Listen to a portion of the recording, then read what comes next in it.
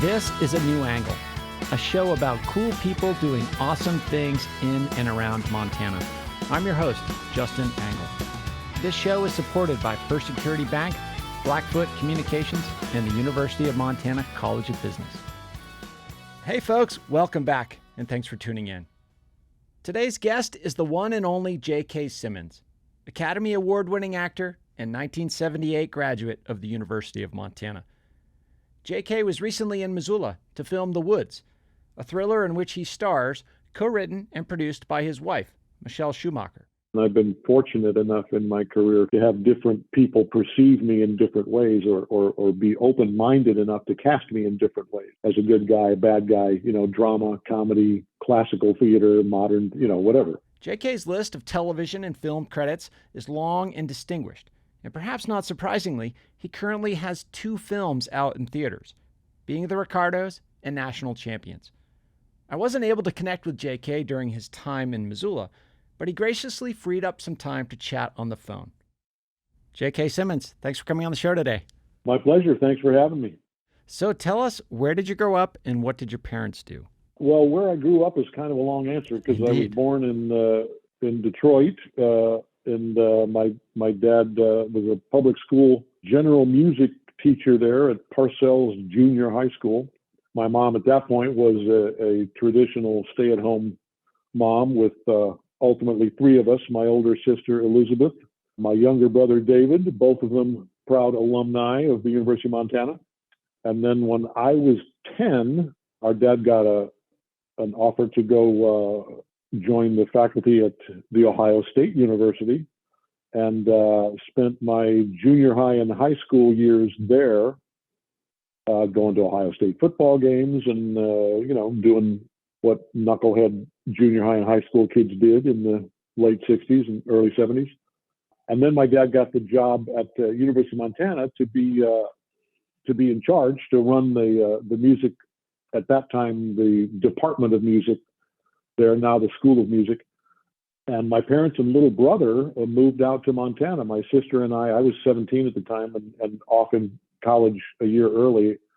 My sister and I thought of ourselves as independent grown-ups. And when we went to visit our parents and little brother in Missoula 8 or 9 months later, both of us quickly realized that the University of Montana was a pretty great place. The Missoula Valley was a pretty great place, and we both ended up transferring and went back to Ohio and threw all of my stuff in a U-Haul, including the baby grand piano that we'd inherited from my mother's parents, and moved out to Missoula, Montana. So although I can't justify wearing the Montana, sweatshirt with the roots, I do wear it anyway because even though I didn't start there, I do feel like I put down roots there in my time at the university and up in Big Fork at the Big Fork Summer Playhouse.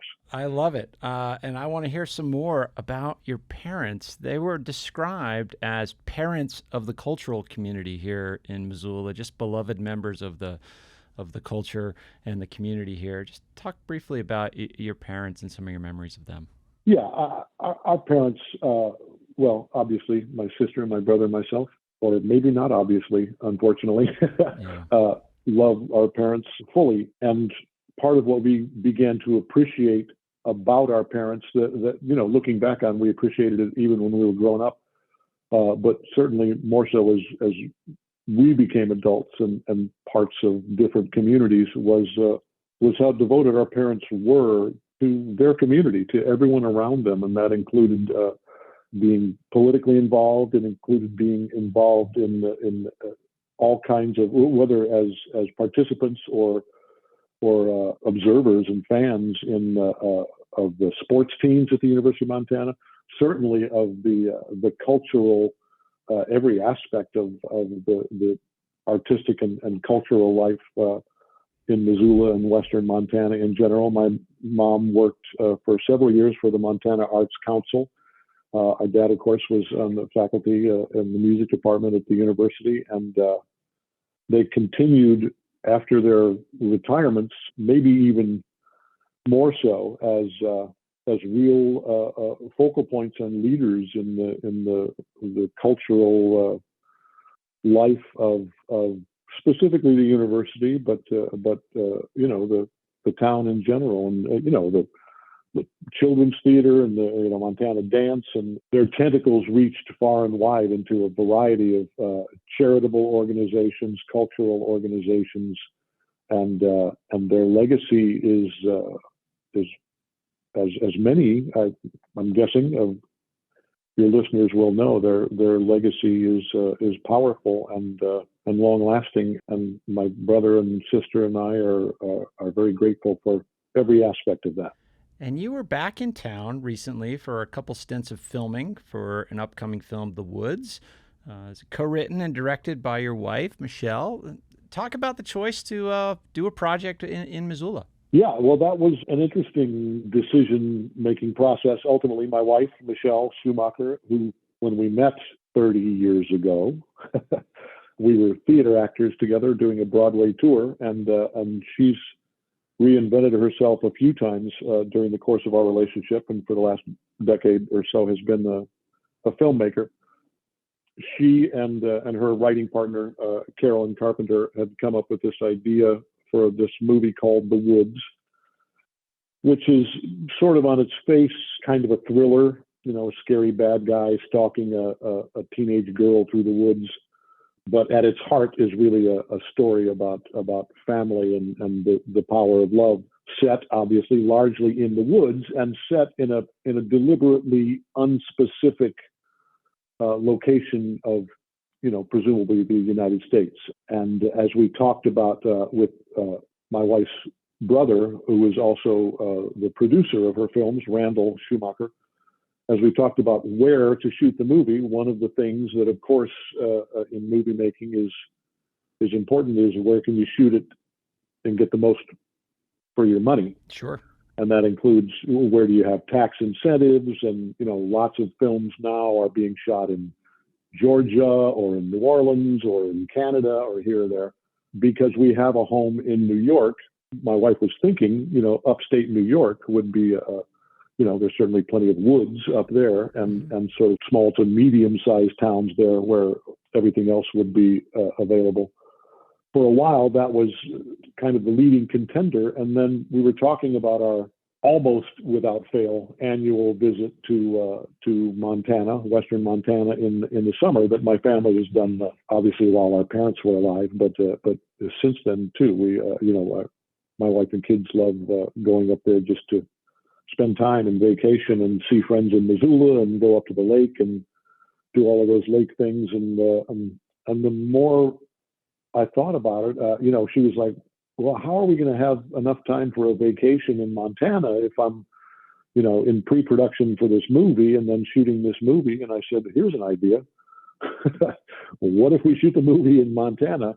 And at the time, we didn't know if it would make the most sense to shoot it in Missoula or up in the Flathead. But the idea of shooting in Montana was kind of born there, and Randall did the homework with the Montana Film Office, and as Michelle and her location scouts were looking at where to shoot it, it quickly became clear that Missoula was the ideal location because obviously it's a big enough city to have the infrastructure and the support and lots of local people that we could hire for lots of important positions in the cast and crew. Sure. And obviously we had strong family connections to Missoula and friends there and people that we knew.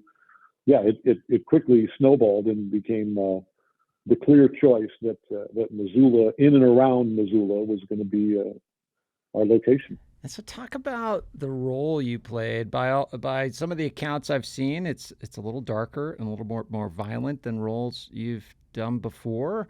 What was it like to go further into that side of your acting? Yeah, that was, one of the things that's always appealed to me since I fell in love with acting at the university and up at the Playhouse in Big Fork was, the opportunities to do different things.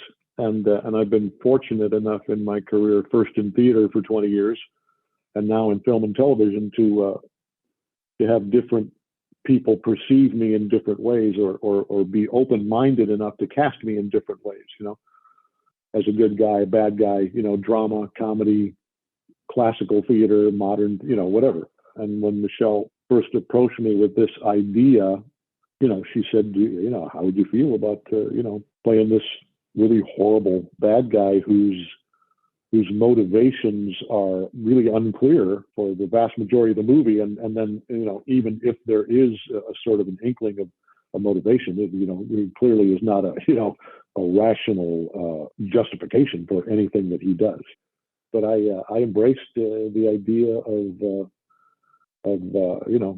wrapping my brain around that kind of character. And like one of my first on-camera roles was as the head of the Aryan Brotherhood in Oz, the prison drama on HBO. Right. One of the most despicable humans you could imagine. And then, as the years went on, I had opportunities to play very different kinds of roles to that, and I resisted the opportunities to play roles that were similar to that because I didn't want to get stuck typecast as the scary bad guy or the racist or the prisoner or the whatever. Mm-hmm. So this was just another opportunity, not only to work with my wife on a very family oriented and family involved film, because both our daughter and our son are also participants in the movie. But it was as the script was developing, I began to realize first of all, what a beautiful script it is overall, and what a rich character it was going to be and sort of mysterious character it was going to be for me to dive into. It sounds like the idea of combining work with a family vacation. It might have been sounds like a pretty intense movie to be filming. I suppose any acting experience is intense in its own ways, but this sounds like really, I don't know if dark is the right word, but heavy content for a family experience. No, there's definitely a darkness to it, and the idea of any remote vacation aspect of it quickly was quelled. Sure. Because especially for the writer director, she was, every second of her time on the ground in the Missoula Valley was spent working, and even the way the schedules ended up working out, because I was finishing up a job in Chicago that got slightly delayed. By the time I got to Missoula, other than a quick surprise visit that I made earlier when they had started shooting and hadn't gotten to my scenes yet. When I did get there to get to work, I'm still sending emails of apology to local friends in Missoula saying, boy, I would have loved to have gotten together, but by the time I got there, it was just work. And then the day after we wrapped, we had to jump in the minivan and, drive out of town. There was no vacation in Montana this year, but it was a great vocational trip to Montana. We'll be back to my conversation with J.K. Simmons after this short break. A New Angle is supported by First Security Bank, Blackfoot Communications, and UM's College of Business. Access to capital, broadband, and education are 3 ingredients any community needs for success. I'm Larry Summers, Harvard President Emeritus and former Treasury Secretary. You're listening to A New Angle. Welcome back to A New Angle. I'm speaking with Academy Award-winning actor J.K. Simmons about his many ties to Montana. So I know you're a big fan of the Ohio State football. When you're in town, I suppose you weren't able to catch any Grist games. No, I was going to go, and it turned out I was glad I couldn't. That was scheduled to be my one day off, I think, during my shoot there. But as usually happens on almost any film set, the schedule is adjusted for a variety of reasons. But I was going to be free. I was going to go with old Montana pals to the Sac State game. And, which at the time we were all thinking, oh, that'll be great. We'll kick their butts. And of course, it turned out otherwise. But listen, while you brought up the subject, that Brawl in the Wild was a pretty fun one to watch from my living room here in California. I'm sure it was. The town is still buzzing about that experience. And speaking of college football, you have a film out now, National Champions, that kind of goes right at the heart of a lot of the issues in big-time college football money issues, and you play the coach. Talk about this project. You get right into some big issues surrounding college sports. Yeah, absolutely. It's I call it a college football movie with no football, because it really is about the current NCAA. Specifically in this case, it's at the national championship for what I still call 1A, and I still call the Big Sky 1AA because because the initials confuse me. You and many other people. Yeah, right. It's a fictional SEC team that I'm the head coach of, and my Heisman Trophy winning quarterback on the brink of the national championship game at the Superdome in New Orleans.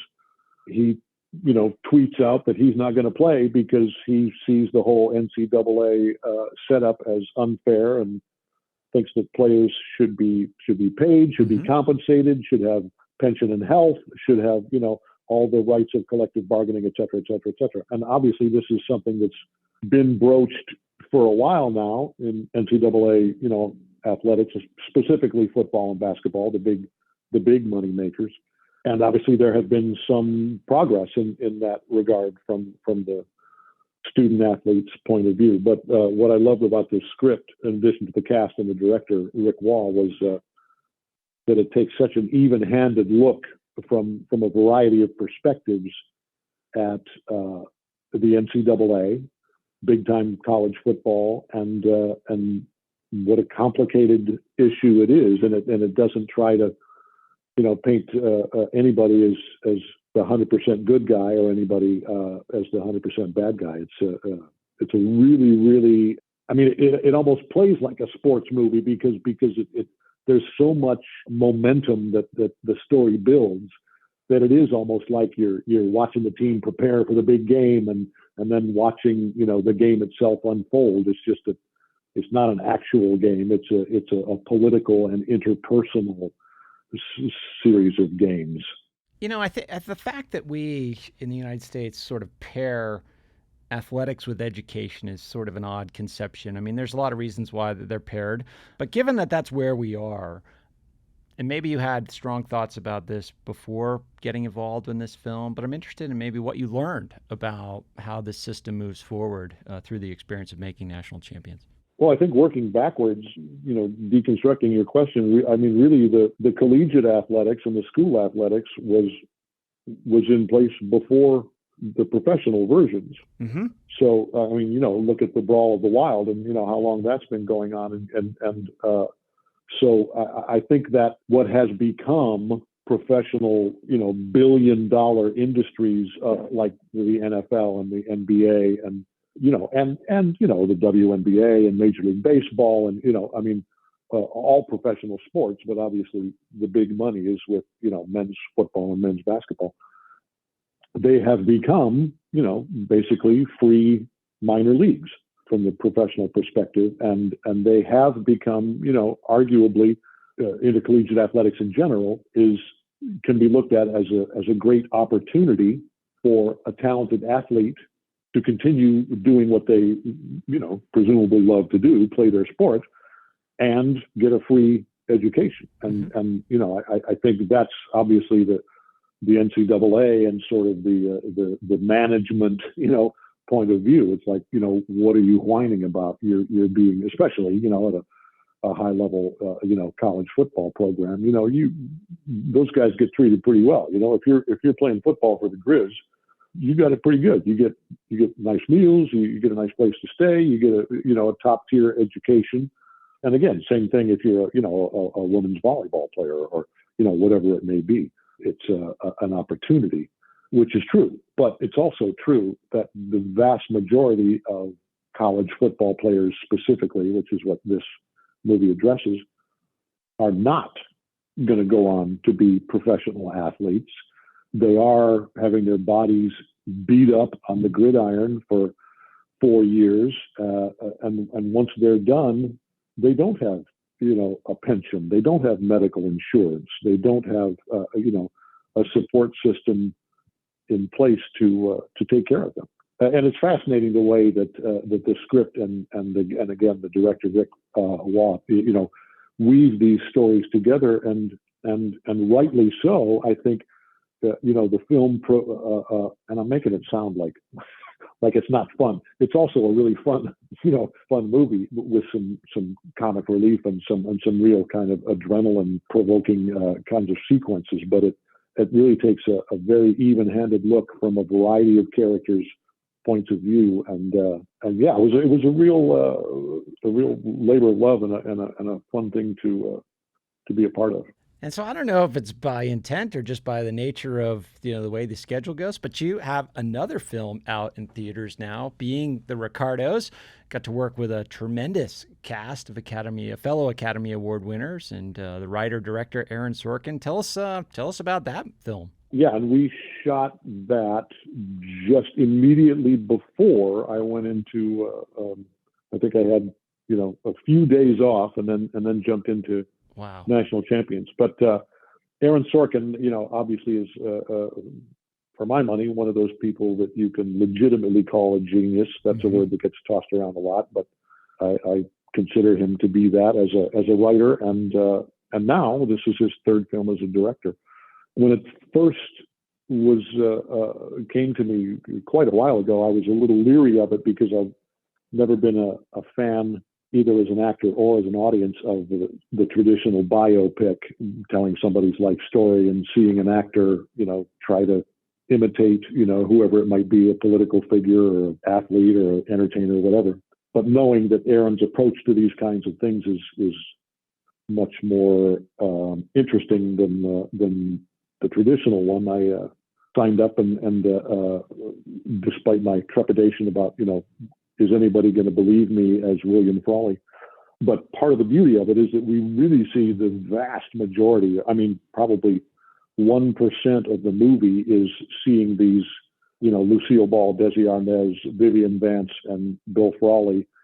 1% of it is seeing them sort of in character as the characters that everybody, even older than me and much younger than me, have grown up watching in black and white, in reruns on TV.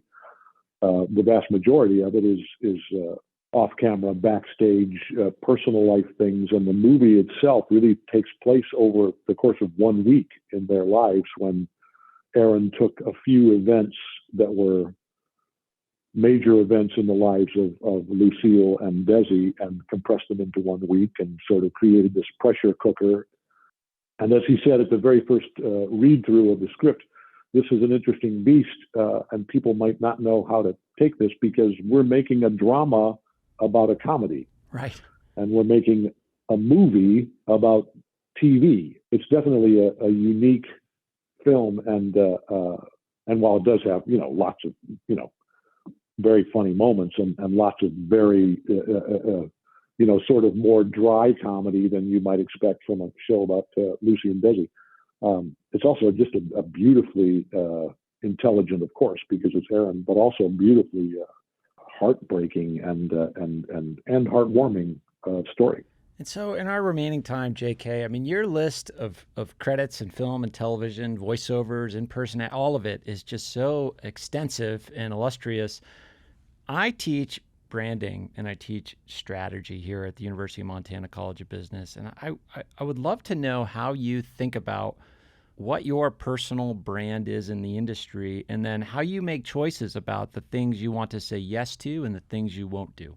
First of all, I apologize because I don't have a remote head for, or I don't remotely have a head for business or branding or any of that. All of my good fortune has been, a combination of happy accidents and just simply sort of sticking around long enough to have found the good fortune that I have. Sure.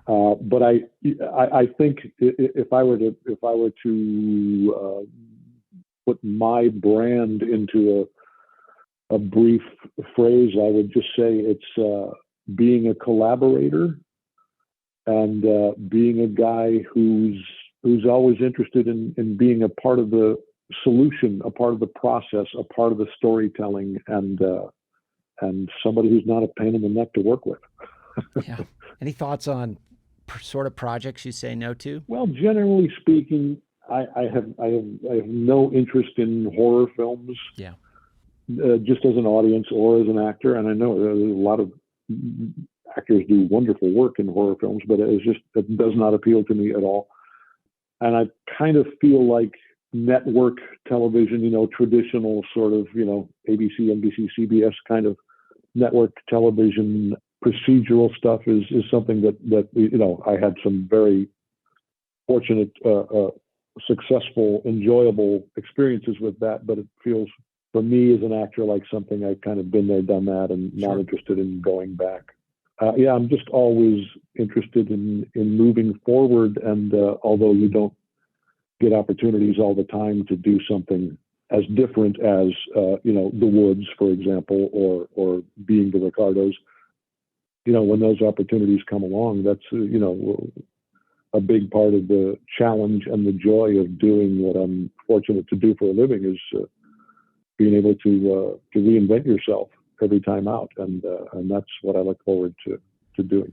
Well, JK, when you were here to give the commencement address at the University of Montana in 2016, the theme of the talk was "Be Here Now," and I appreciate you being here now. Thank you for spending time with us and remaining part of the Montana family. We're happy to have you. Yeah, and I'm happy to be a part of it, and will be so for the rest of my days on the planet. And thank you for having me. And when can we expect to see The Woods out in theaters? Well, that's always a good question for a genuine independent film. My wife is currently editing across the hall from me right now, and that process will probably go well into January, maybe February, and then it'll be a question of festivals and buying agents and this and that, and I would say very optimistically, maybe late spring, and more likely maybe next fall in theaters, including the Roxy or the Wilma or something there, and feels like we ought to have an event in Missoula for when that movie does get launched. So hopefully we'll be talking about it again several months from now. I look forward to that. JK, best regards to you and your family. Happy holidays, and good luck with all your work. Thank you for joining us today. Thanks a lot. Take care.